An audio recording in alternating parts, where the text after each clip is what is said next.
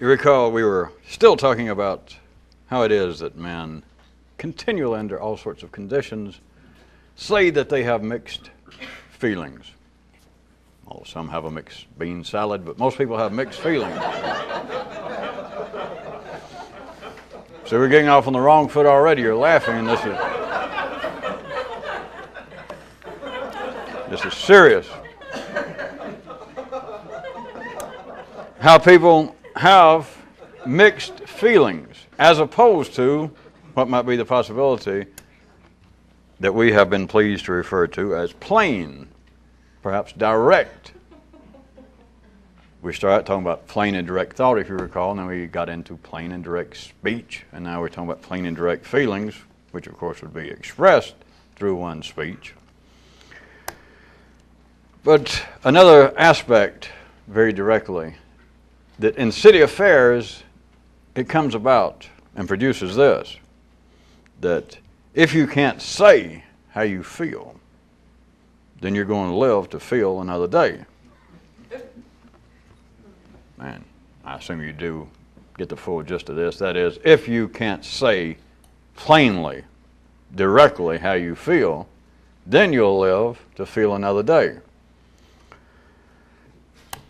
Now, this kind of mixed feelings, this is some of those people who might be, of course, more sophisticated in the city, might say this ambiguity of feelings is not in some way a flaw, it is indeed a secondary salvation.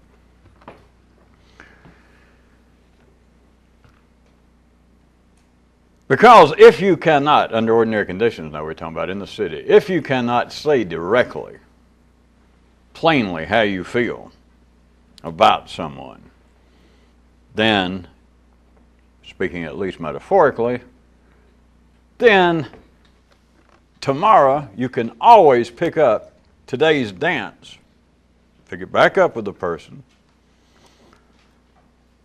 You can then expand, you can revise, you can refresh these uncertain, mixed, ambiguous feelings you had yesterday, and thus you continue to dance up until whenever New York life says you should die. You will live out your years, but each day you get up and it's a continuation. All right, let's do it this way. Since you're already all familiar with the old friends of plain speech, plain thought, how about this? Look at it as a new relative and say hello to episodic emotions, because that's what it amounts to. And should be no real surprise, because if you have considered this kind of subversive sequence, if we may laughingly refer to it as such, and that all ordinary mentation is episodic, thus everyone's speech is episodic, you should be able to see quite easily that so-called human emotions would not exist without speech, of course, but then see that those emotions, and right now all we can go by, which is safe enough operation, all you can go by is that human emotions are only those emotions that can be described. That would be the only reasonable view to take. But you must see then that the outcome is going to be that all human emotions have themselves, perforce, got to be episodic. All you got to do is follow that sort of line. It wouldn't go in the city because they would not even start with the line. But you know by now, we have described it in enough ways, that the actual running of polarized thought, the human nervous system, is all thought is episodic. It's just never been described that way, and if I could get some ordinary person in the city, if I was foolish enough to try to convince them, I'm sure I could get some people in a short period of time to go, yeah, I see what you mean, yeah, so what? But it's simply these continual bursts. You think in packets of energy. You think in sentences. But they're episodic. It's all forms of judgment, criticism, but it's all ordinary forms of thought, have a beginning and have an end to it. Even if you pick it back up Even if the ordinary person were to hear that and say, well, you can call it episodic, but such as me worrying about the nature of evil, the nature of government. I think about it, and very often I think just in sentences, as you said, episodically, I think, religious idea of evil is inconclusive. Or any particular religion's idea of evil is not going to be explanatory enough to be of any use. And I have thought that similar thing again and again. But I'm still speaking for ordinary intelligence. That might then say, but just because I think in sentences does not mean that I think at one time and then drop it, because I'm still trying to investigate it. And so it would not see the point. The point is that ordinary intelligence, no matter, it can say, well, I'm continuing to rewrite my book. I'm trying to revise my knowledge, my insight, my thinking about any particular subject, human relationships, the love of my wife, my concern for my family. I am continually trying to write it, but yeah, if you want to call it episodic, I do think in sentences. I don't think in some kind of mumbo-jumbo. I do not think in ways that would be gibberish. In fact, I can't even do it. I can just make up something and go to myself, and I can go, yucca knickers, tops, bottoms, and carpets, and runarounds. You have to stop and even stumble. So an ordinary person will say, well, I do not think that way. So you're right, I do think in sentences. And now we're not talking about quantitatively whether it has any great validity in some objective sense. But let us say an ordinary person would say, yes, I do think in sentences, if that's what you're calling episodic. But just because I think something in a sentence does not mean that that's the end of it. I am too intellectually alive, I am too curious, and perhaps I do think along the same lines over and over, like rerunning episodes of Dallas and Dysentery, Dynasty, or that perhaps I do rerun them in the summer when my mind is kind of closed down and I'm on a sabbatical. But that does not mean that that's the end of it. I continue to investigate. You got to start from the first point and realize that there is great operational importance to the fact that you can only think episodically. You can only think in a sentence. You can only think where there is an object and some kind of action. There's a noun, where there's a verb, and where the sentence comes to some sort of episodic conclusion. That's the only way you can think by any reasonable definition. And we're not talking about those in the city outside the mainstream. Then, again, assuming that you do not speak in some form of gibberish, which if you're part of the great unwashed masses in the middle of the bell curve, you do not. So your speech is episodic, or else your sentences do not make sense. So it goes from the running energy-wise, not psychological, of course, but the basic running of it is polarized energy in the nervous system. It makes you think in spurts. It makes you think episodically, then you talk episodically. Then human emotions do not exist. We're not talking about sensations. We're not talking about the operations of the limbic system of trying to take humanity's nervous system, a man's nervous system, below and separated from the operations of the brain. Let's just call that human passion, just the sensations of the body. Not that. We're talking about those things that humans say, and I'm not questioning it, they say are human emotions, just singular emotions, that, sad to say, as cute as they are, that prairie dogs show no signs of wanting to contribute to organized religion financially. They show no real great concern over changes in fashion. They do not show any particular desire to be charitable. So, those emotions that are singular to man are human emotions. But there are no such emotions. How would you ever prove it? By any observation, by any sensual investigation, how would you ever prove human emotions without speech? And you cannot. And so the subversive, shall we say with a chuckle, sequence is the polarized electrical energy of the human brain, cum episodic thoughts, into episodic speech, resulting in episodic emotions. That is the extent That is the limit, in the same way, of human emotions that we could re-fence, if necessary, regarding the discussion about thought. All ordinary thought in the city is episodic. All speech is episodic. And you should not be surprised, as I was trying to start this particular little corner, to try and consider human emotions episodic. If they were not episodic, if indeed, in some way, ordinary, old intellectual-driven men were allowed to think in some way plainly or directly.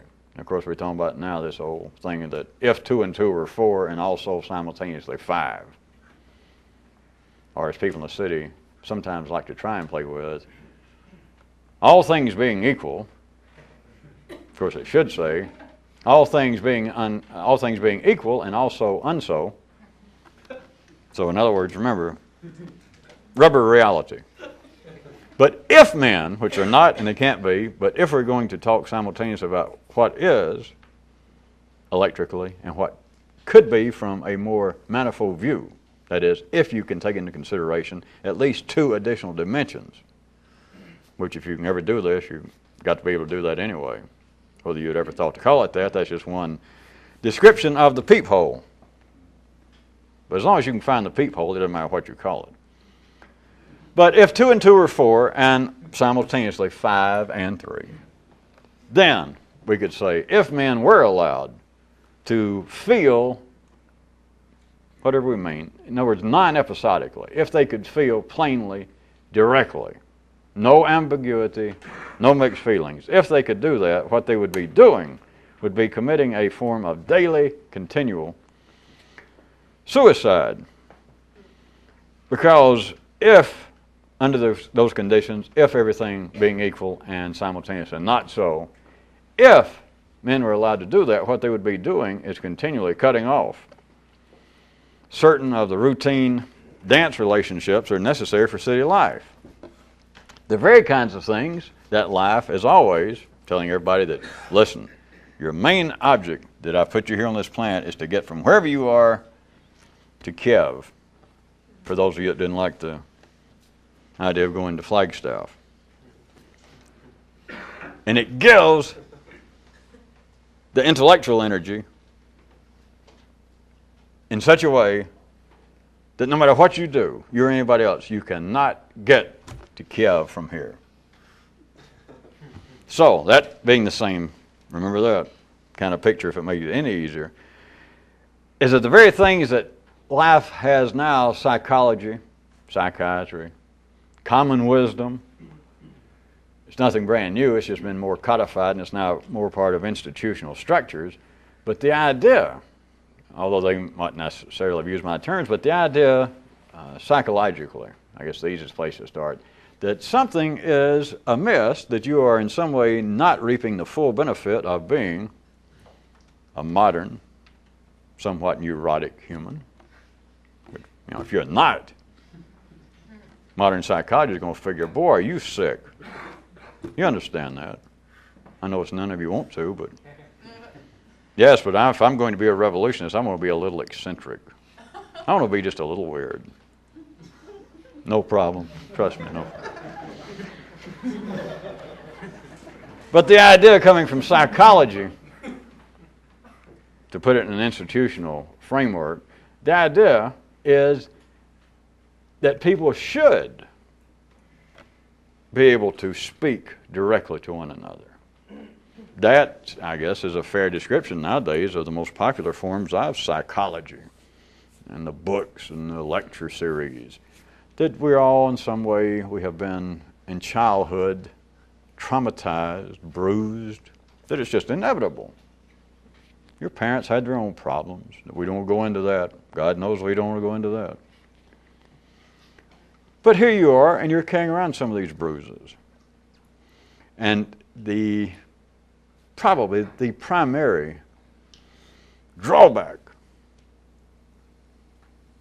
the shortfall emotionally for a modern human, deriving from these kind of childhood traumas and subconscious irritants, hindrances, is that we cannot, as modern men and women, we cannot freely express our feelings. Did that take long enough? Well, it's not all that bad, because if you go to a psychologist, and it might take you 10 years to ever figure that out. Or for them to drag it out and them say, yes, that's what I meant. All right, so life says that. And it's nothing new. It's just, I was just trying to make some of this sound contemporary, and like things are really changing out there and we're changing along with them. So life says that through psychology, through those who now appear to be the kind of priest, overseers, guardians of our psychological health. They say that that is one of the problems. That is one of the purposes for analysis. That would be one of the payoffs of better mental health, better emotional health, is we would be able to speak freely to one another. Nowadays, of course, they blame a lot of it, or they direct a lot of attention to men that, oh, poor old men, they just can't tell people how they feel. Not like a woman. You've all heard that. I mean, those of you not in analysis, at least you can afford a small TV set and watch Donahue or somebody. And they'll bring you right to date that, poor old men, that's what's driving them crazy, and they're dying because... And women say, yes, it's true. He just sits there, and I say, how do you feel? And he says, all right. And of course, then everybody looks like, oh, God, no. What a lie. What a lie. How a man say, I feel all right. Oh, no. Shows how suppressed. Shows the degree to which, metaphorically, he is anally, what they used to call it, retentive. All right. The point of all this being is life continually says that, and it's not a joke. It's not a criticism of city affairs, as you know, because things are arranged that modern, up-to-date, sophisticated, middle-of-the-life's body and man reacts to it that, yes, we should. It's back to, I don't know why, but I was born with this desire to go to Kiev. And everything in life, of course people don't know this, but I'm telling you, everything in life, trust me, is arranged to where you ain't going to get to Kiev. You or anybody else. And of course there's somebody next to you that says, hell, I've been there. What I want to do is go to Flagstaff. They can't go to Flagstaff.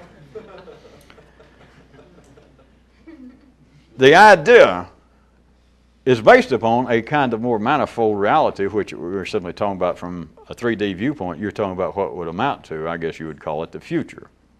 I guess you would. It was a figure of speech, of course. It is easiest to describe as what would be the future from this viewpoint, from a spatial 3D viewpoint. And they're talking about, without knowing it, plain direct speech. But they've always been talking about that. It just changes the context. But it would be, remember, if 2 and 2 could still be 4 and 5 and 3, that if things still as they are, and we could take an ordinary person or a few people, and suddenly they could speak plainly and directly, they would be committing personal suicide each day, because they would be cutting up in themselves relationships. They would be cutting off dances, that if people could talk directly. I get a distinct sensation that many of you feel like you're missing the point, so at least let's stop and make it real crude. It's insane, but you'll understand it, which I guess should give some of you some pause to go, no, don't worry about it. It would be such as this, that you have a relationship, a dance going on with someone, and if you were ordinary, and if suddenly you could, under all other conditions, that the rest of the city, still 2 and 2 is 4, and suddenly 2 and 2 can be 4 and 5 with you, remember, that suddenly you could, whatever this meant, but speak plainly and directly, then what was holding your dance together with this person, that today suddenly you were given this ability, and you turned to the person, maybe they said, how do you feel? Or do you still love me? And you turned and you spoke. And you spoke, whatever this would be, non-episodically about your emotions. Plainly and directly.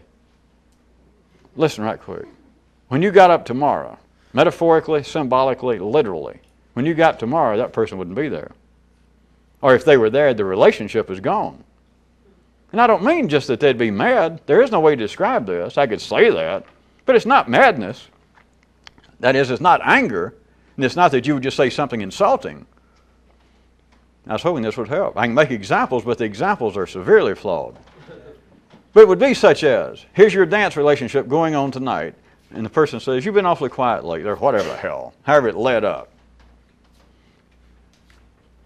Do you still love me like you used to? Tell me exactly, how do you feel about me? Today on the Donahue show, they said we should talk more. And the person says, how do you feel? And you turned and you spoke directly. Now, you can fill it in. You might want to say, well, wait, you might suddenly turn and say, well, if you want it that way, I'm sick of you. But it's not that.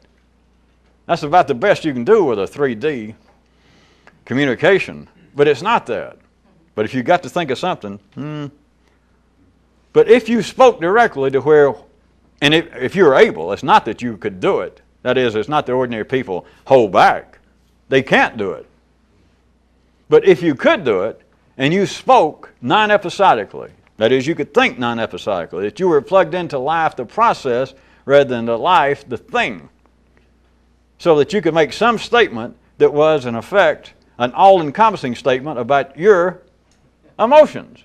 If you said it, it wouldn't have to be insulting. And there is nothing else to say, though, because the ordinary intelligence is going to say, well, what the hell are you talking about? Lay off of me, ordinary intelligence. You would have said all there was to say, and the partner would get up tomorrow. Not just the partner, but the dance itself, between you and the partner. It'd be like, well, you know, we've danced every goddamn possible step. They wouldn't know why, but the dance is over. Do you hear me? Put it to you another way. How about this? At the secondary level, all of man's secondary tomorrows are based upon the expectation that today will never get complete. That's it. There is no tomorrow, unless everybody works on the operation. Not that they don't think about it. They have not come up with this theory. It's again based upon the episodic, the polarized nature of electrical energy. And so I'm just putting words on it, being somewhat, God forgive me, poetic. At least I'm not a romantic. Oh, all right. I didn't want to admit it. I'm a neoclassicist. I didn't say all that. It is the expectation unspecified that today will never get complete. That's why people say, trying to be their most expansive in a sophisticated world, that, well, yes, I love you, if you want to put it that way, but I got to tell you the truth. As far as a relationship like we're in, I do have mixed feelings. Another person goes, oh, boy, what a jewel I've got here. What a catch. You know, my partner is... Because nobody takes that insulting nowadays. But if 2 and 2 could be 4, and in your case 5 and 3, using you as a generic example, if you could speak plainly, therefore express your feelings, and of course then they could be plain and direct, it would be a form of suicide daily, continually, individually, but more so if it spread. Again, if the world was like it is, the secondary world, and suddenly I turn loose this virus via my example, and too many people start doing that, they would be cutting off the necessary dances. The tomorrow of the secondary world would become a decreasing possibility. Every day that more and more people were speaking and feeling plainly, and the whole world went to bed. That is, as they say, the planet turned around and the other side of the sun. But, you know, the sun went down, you went to bed, and you got up. More and more every day that people were thinking and then speaking and thus feeling plainly and directly, non-episodically, then each night when the world went to bed, there'd be less and less likelihood that the sun was going to come up tomorrow. Because finally, all deeds would be done. All dances would be complete. That the episodic thinking of humanity would have ceased to be cut up into these little pieces of parsley and beans in your salad, and it'd get bigger and bigger and bigger and bigger and bigger until it become dangerously close to being an awareness of the process. And if it's an awareness of the process, then there is no tomorrow. There is no next sentence. There is nothing else to say. Thus, episodic feelings, although life makes people, quite educated people, as it's supposed to, makes people say something is wrong, that we cannot express our feelings. What is it in me that I'll meet a girl, I'll meet a guy, or I'll be around my mother, my father, my sister, whatever it is, and I'll try to tell somebody. I'll try to tell a girl I just met, and we'll dance a while and have a few drinks, and possibility we're going back to her place or mine, and just it'll come out. We'll be talking about past relationships and how do you feel about this and that, and we'll discuss politics and music. But it's really getting around. What we're trying to do is feel each other out about, how do you, after we've been here a couple of hours, how do you feel about me? Or how do you feel about the opposite sex? How do you feel about relationships? And I try my best to be serious. I try my best to, I've read enough books, and I keep up. I watch PBS every time they have a psychologist on there giving you a lecture or something. And I want to tell, and the classic, it's as old as Homer. God, that man's getting old. People saying, well, I just can't say how I feel. And the chorus goes, they hold up their mask and they all go,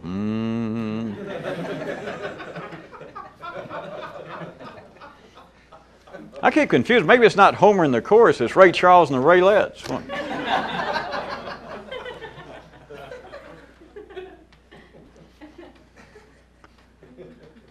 But it's the old idea of, I just can't say how I feel. And it's not flawed. It is not based upon psychological traumas. It's not based upon childhood impertinence. It is a salvation. It is a sign of health. It is not a hindrance. It is certainly not a flaw. But notice, simultaneously, life has people, as long as you have had history going on, so that for 5,000 or 6,000 years on this planet, you have had people saying, seriously, ordinary people going, I just can't say how I feel. And they're surrounded, not by people that go, boy, are you an idiot? Or boy, are you a living anomaly? Because we all can. Nay, nay. No. When you have Ray up there on the piano and the Raylettes, Ray don't start playing one song and the Raylettes, start singing something else. That's not the way of the city. And so somebody stands up and says, I just can't say how I feel. And the city goes, we know what you mean. So, you all know that, and you've all said it. Sometime in your life you have said it, at least here, that, God, I wish I could, what is it? And life keeps making men try and explain it. They blamed it on gods, and they blamed it on sin, now they blame it on childhood, and spirits, indigestion, who knows what. But notice the idea. The energy is already implanted in man. You did not pick it up from your peers. You did not pick it up in life. That for some reason, I cannot express exactly what I feel. And I would give anything to. And you've got the chorus, the Raylettes, psychology. The whole city is going, as well you should feel that way because you are correct. If we can get to the point of saying exactly what we feel, we'll all be better. Of course, all of you have, in some form or another, already been through this. Somebody says that. Some institution says that. A church. A discipline like psychology. And you rush to it and you say, all right, God damn, well, how? If somebody in authority agreed that, yes, well, you should. And you say, ooh, I've been waiting to hear that. How do you do it? And then you find the institution says, hell, I don't know either. We're trying ourselves. So you've got the situation already there, as always, of life making men say, ooh, if I could just say how I feel, there's something holding it back. There's a problem. What problem? Let me look at it. 6,000 years. Where's the problem? They have dissected, they have cut men into little bitty teeny-weeny pieces. Worse than little hors d'oeuvre sausages. They can't find a wart, they cannot find a clot, they cannot find a goiter anywhere that in any way seems to be blocking people from saying exactly how they feel. And they're still saying it and still saying it seriously. Why? Well, you could look at it this way if you want a quick view of riding past like a carpenter on a sawhorse that doesn't want to face up to the shoddy trim work, saying, I just can't say exactly how I feel. That's how you feel. That's it. But the basis is that it's not going beyond that. But everybody thinks that, as always, ordinary episodic consciousness always has you looking somewhere to say, well, I just can't say how I feel. And so there's a problem. And everybody goes, everybody gets it. And sometimes, a captain, a second mate, somebody goes by and says, somebody thinks they saw the problem over here on the starboard side, and everybody looks there for a while. And they call it psychology, they call it religion, and they keep looking. But episodic consciousness, that is, a system cannot examine itself at its own level. It can never turn, just like we stand around here at nights and do, and sometimes some of you even, I hear you chuckle or get a laugh. It cannot turn itself and say, wait a minute, this whole idea that I can't say, and of course I read that these famous other people in the past have said, well, I just can't seem to say exactly how I feel. I feel the same way. And so everybody looks, well, what's keeping us from doing it? And the system cannot turn back on itself and say, wait a minute, this question smells worse than Hamlet's feet. That there's the problem, is the question. And of course, if you ever get that good, you realize the question is not the problem.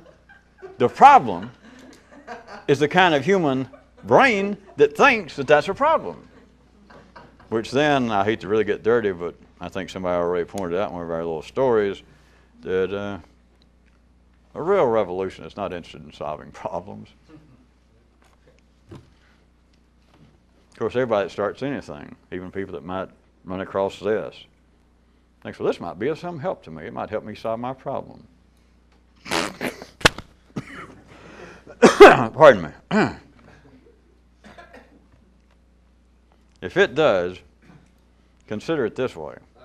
That if listen to some of these tapes or seeing some of this and you'll later go, this has really helped me with my problems. Look at it this way. Accidents will happen. I guess if you stood on a corner in Arizona long enough, a bus going to Kiev might come by. Who knows?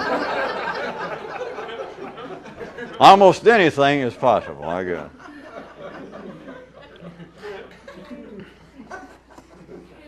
The real humor in that is not simply a joke, because I know, by the end of it, many people that get involved such as this, at some time, they think, well, boy, I certainly feel better.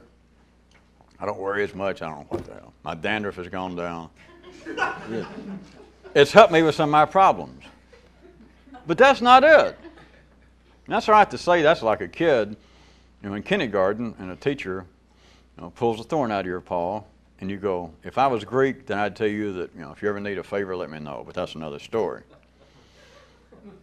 You might believe that if you're a kid. But it hadn't helped you solve a problem. What's happened is you begin to see that there are no problems. That's why a real revolution is not interested in solving problems. If a real revolution had got problems, we're not talking about health, which of course you're talking about death. We're not talking about that. But anything other than, I do have a thorn in my hand and I believe I'll pull it out or get somebody. Other than that, a revolution doesn't have a problem. If you got a problem, you got two problems. Because the real problem is, why the hell you still think you got a problem? That's the only problem, is, well, wait a minute, that's easy to say. I know, that's why I said that. For somebody to say, well, wait a minute, I get a lot out of some of this and thinking about it, but you don't know the kind of problems I still have with thinking about my mother, my dear departed mother, as a matter of fact. That's a problem. Well, if you think this helped with the problem, I'm just as surprised as you are. The problem is not to realize episodic thought, episodic speech, then episodic feeling, hence the ordinary life in the city of episodic living, is one of problem. But what people think of as a problem, the solution would be that you solve things today. But if you solve things today, there would be no tomorrow. If you indeed could say how you feel, unambiguously, no mixed feelings, And you can't. It's not that ordinary people are hiding. It's why I keep saying, as you should know, if 2 and 2 are 4 and 5 and 3. That if everything else was equal and then we change one thing, which of course you can't, but we can talk about it. So whatever it would be, if you could speak about your feelings directly. One more time, don't miss this. Ordinary people can't. It's not that there's a trick. It's not that, yes, there is something in me that just wants to speak right out and tell other people how I feel. If you believe that, you'd believe anything. I mean, you probably got plastic siding on top of your aluminum siding on top of that nice double-wide trailer you live in. And are probably pleased to call your mine.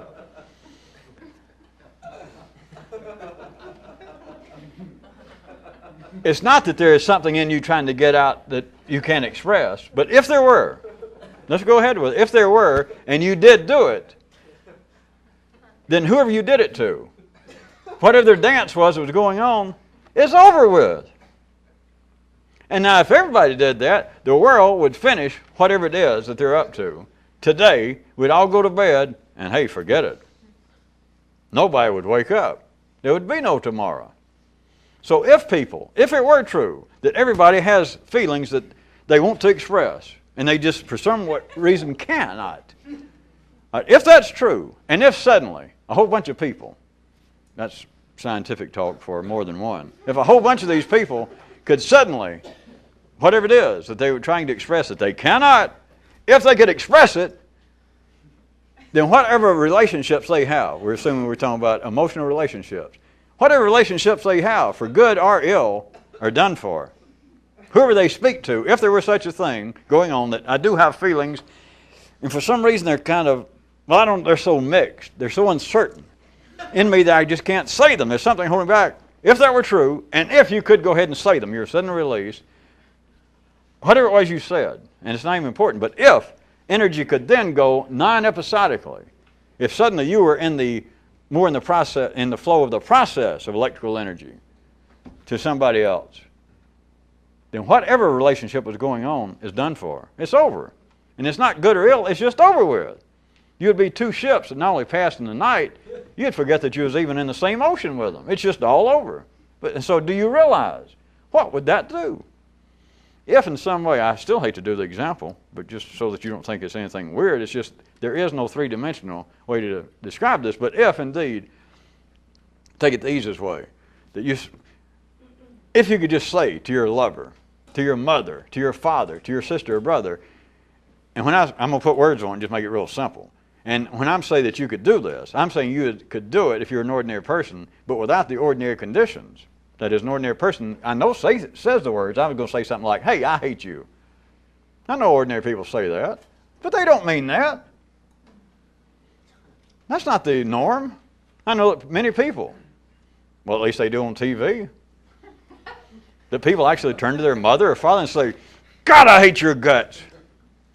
And if you suddenly came to them, you said, do you really mean that? And they said, well, I do have a lot of complaints about, you don't know the way they treated me, but I got to admit, I can't say that I actually hate my mother. I don't know, my feelings are so mixed about this. But let's assume, I'm just using those words, and this is not it, they're an ordinary person. I just wanted to put words so that you wouldn't think that maybe you're missing something. This is not the right kind of description, there is none. But if in some way you could suddenly say to somebody, I hate you, and I mean that was plain, direct, and there was not one iota left in you that did not hate, which is not possible for an ordinary person. But if you could, or say I love you, it doesn't matter which, that yes, I love you. Do you understand, can you hear it all, that that's the end of your emotional relationship? Now, that is insane. That is not possible in the ordinary world. It's not possible for it to happen, but if it did happen, then the outcome, now I just said this in a relationship, is insane. Because ordinary intelligence will say, wait a minute, if you could indeed go from a point of thinking, well, I have mixed feelings about my mother, I have complaints, and I shouldn't have them because, I don't know. But if suddenly I could, and actually mean it, tell my mother, God, I love you, and it was unconditional, that would be the end of the relationship. That would be like the beginning of our relationship finally. You know, there is no answer to that. If an ordinary person was listening to this and think, but it's not so. Because remember, the first part, it can't happen. I just threw in I love you so that you didn't think it was all from a negative view. It's not only cannot an ordinary nervous system pass on that kind of non-episodic energy to somebody else and say, I hate you. That's all whining. You don't really hate. If you really hate, you just kill people, whether you do it literally or not. There is no way to unconditionally hate somebody, not an ordinary person, but also there's no way to unconditionally, as they call it, love. And it doesn't matter, we're talking about passing of energy. It's just called human emotion. It is all episodic, it is all unfinished, it is all uncertain, it is all unstable. But if it were not, and everything stayed equal, and many people could suddenly deal in that kind of energy, you're beginning to kill tomorrow. That is, you're beginning to fulfill today. That if you could turn around and you told all those people with whom you have, let us say, an intimate personal relationship, I love you, I hate you, I never want to see you again, I hate you, I love you, I hate you. All the dances you had, all those people you're finished with. Now you could see them tomorrow and say hello, but your dance is over with. Now if that happened to too many people, there would be no passing of energy. If it began to increase every day, that's why I say there would be a decreasing possibility that there would be a tomorrow in the city. It is not that humans in some way cannot express what they feel. They're expressing what they feel. They're expressing all that is possible.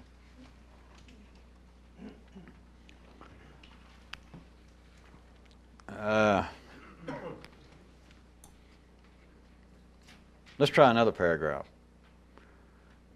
You recall, you could look at it as being a manifold, always present, six-dimensional law of physics of grow or die.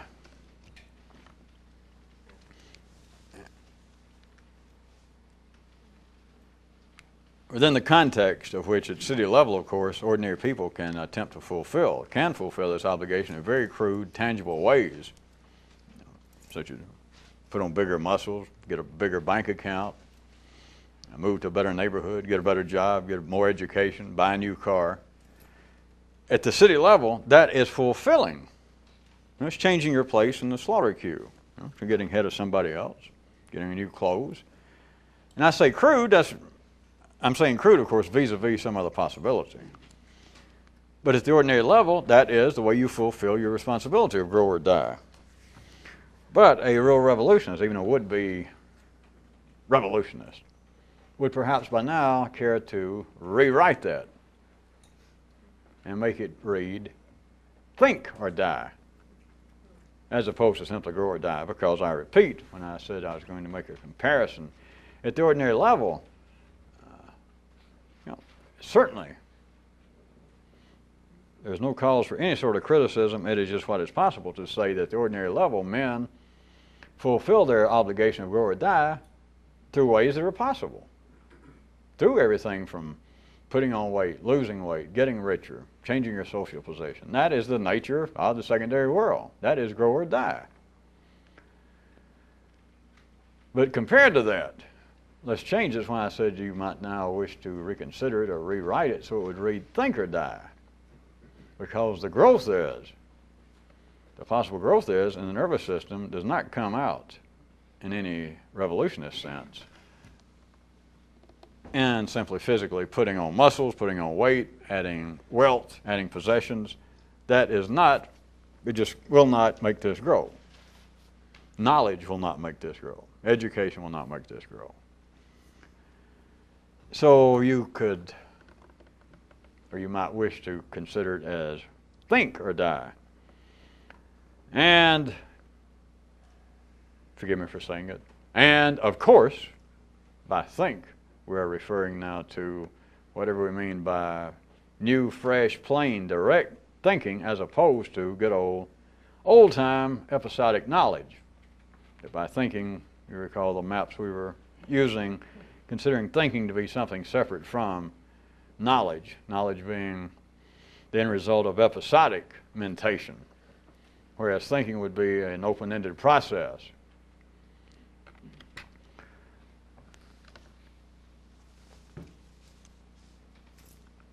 Based upon that, would you consider then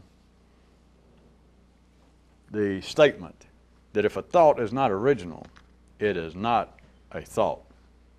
If thinking is not original, it is not thinking. And, forgive me again, and of course, that is from some subversive view. That is not from any ordinary view, but from the view of trying to get to Kiev, Arizona,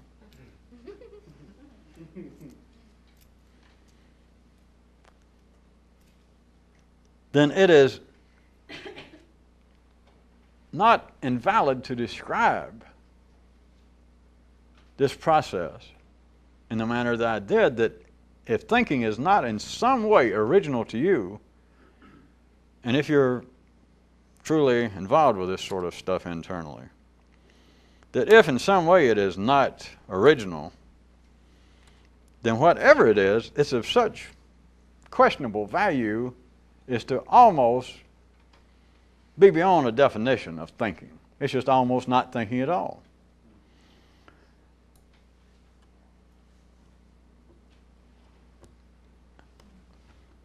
There's not a lot I'm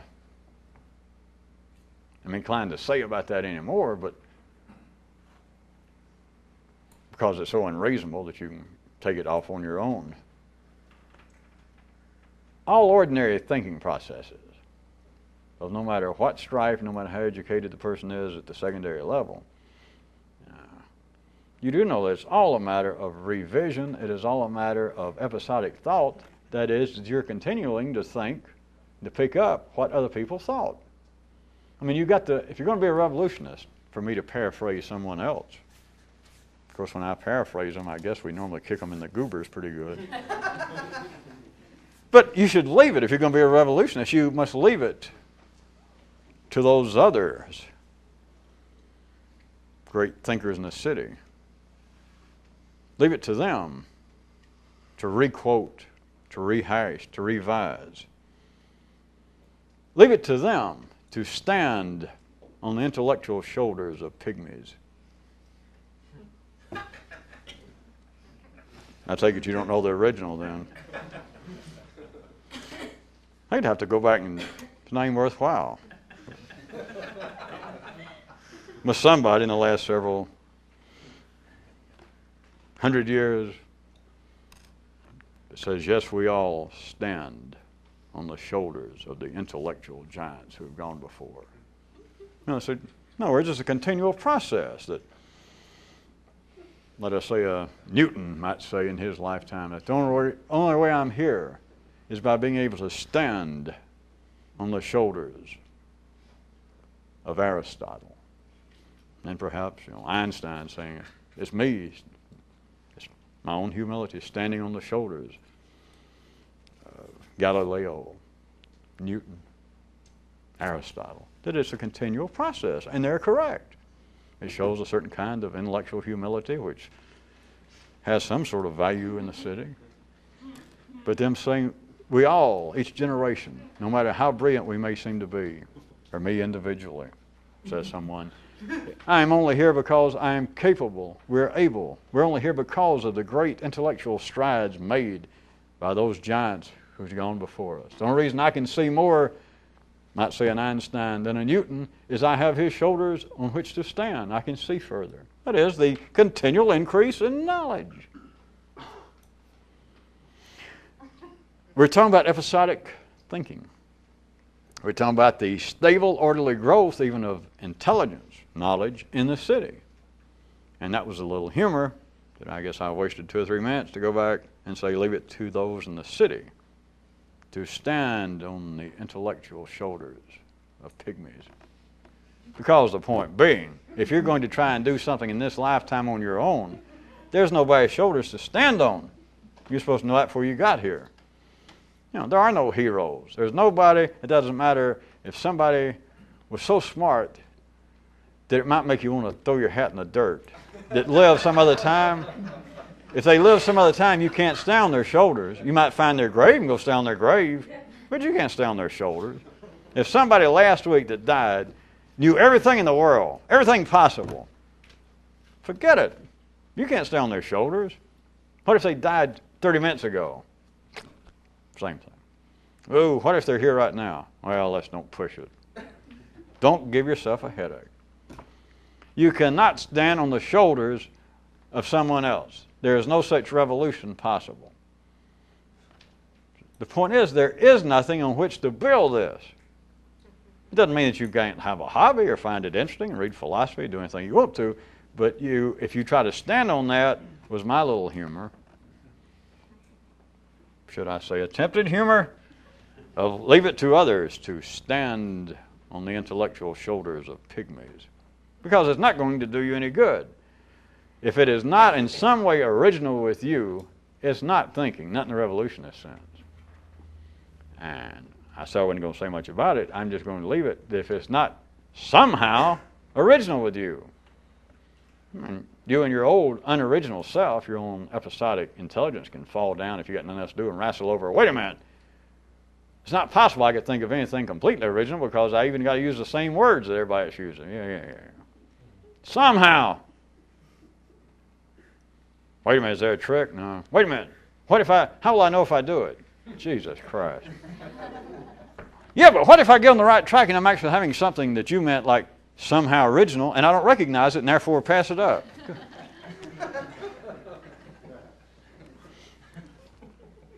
I think that's known as some kind of very cheap dramatic stick. Somehow, it has got to be original or you're not thinking. Some of you already know that. There is nowhere to stand. There is no one to stand upon. There is no knowledge that's going in any kind of sequence, no matter how obtuse, no matter how oblique, no matter how baroque. There's no way to stand on somebody else's knowledge, somebody else's shoulders, and say, wait a minute, now I'm getting somewhere. If you call standing on the shoulders of dead pygmies getting somewhere, all right. Yes, but I enjoy it. Well, people enjoy hobbies. But that is not thinking. If it is not some way original, if you're not engaged in original thinking, you're not thinking. Maybe having a hobby, maybe even having indigestion, but you're not thinking in any sort of revolutionist sense.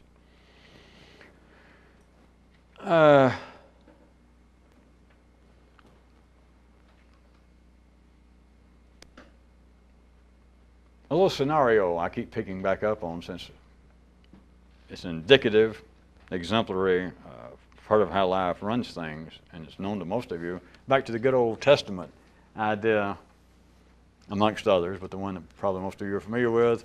In the beginnings, I had not changed the subject, by the way, if you'll listen. Consider the story. Another thing that we've never poked about was the good creation story of the Old Testament. And there are other versions, other parts of the world, but that God put down humanity, put down Adam, and supposedly where we all made a mistake, where you're paying for the sins, is he told him that there was one tree that would furnish everything he needed, and to only eat that and leave the rest of it alone. You all remember that. Now, of course, what did that sucker do? But consider, humanity was told that there was one source that would fulfill everything, and yet he was put somewhere. You know, they said, eat this one tree and nothing else because it's got all you need. Oh, would God lie? It's got all you need. But they put him in a place where there's all kinds of other trees around. Think about it. Of course, we're not talking about some kind of joke that the gods played on humanity. We're talking about the human nervous system as it was grown, as it was wired, primed, fed, watered, that these stories came out. Men didn't make them up. Life made it up. But that there he was, and if indeed the gods wanted man to only eat one tree, what would any God in his right mind, he'd have made one tree, and he'd said, you know, and maybe left it to me and go, wait a minute, there's only one tree here. You know, where's the rest of the 5 food groups? The Twinkie tree, and the beer tree. And then the gods would say, hey, Do I know what I'm doing or not? Everything you need is that one tree. Wouldn't that be the reasonable way? Any right-thinking God, yes. Put humanity there and says, and full. They describe it as a garden. Bunch of trees, bushes, all kinds of stuff. And he says, but only eat that tree because it's got everything you need, which even that sounds all right. Think about it. That life told humanity, the nervous system, because we're not talking now about actually foodstuffs, that all you need comes from a single source, from a single tree, and then gave a variety of trees. And then man made the fatal step by exercising his prerogative to partake of sundry trees, to expand his appetite, to expand his experience from the singular into the multiple. And then, all these stories say that God said, hey, wait a minute. What's that on the ground? You've been eating off other trees. And then he said, now you're going to pay for it. Think about it. That life says all you need is one source. In other words, life says to the human nervous system at this end, you do not need variety. And you know you need variety. Adam knew he needed variety. We're speaking metaphorically, not for food stuff. But you can't think with one word. We cannot live here with one tree and yet life, according to these stories. That God says, all right, all you need is one thought. All you need is one word. All you need is that one tree. It's got everything you want. And let's assume he didn't lie, that it would. But what would have happened? It would have been one day and one day only, because there would have been no tomorrow. You cannot eat off of one tree. If you eat off of one tree, what you're amounting to is a kind of standing continually on the revised, rewritten shoulders of intellectual pygmies. It would take, now we've got to change the stakes of a metaphorical description. You've got to, in a sense, invent your own new garden, because the only form of revolutionist thought has got to be of a variety that's not even available in the city. So it's not a matter in some way to take what's available, even if the city, instead of the gods now, even if your own common sense, even if the institutions of man say everything you need is right here. All the information you could ever want is right here. You just don't understand it yet, or you haven't learned it, you have not taken enough courses.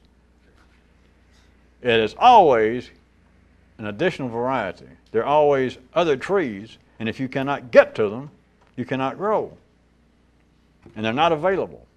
And if they were available, you'd still be back in the kind of situation wherein, according to those stories, the God would say, don't do that.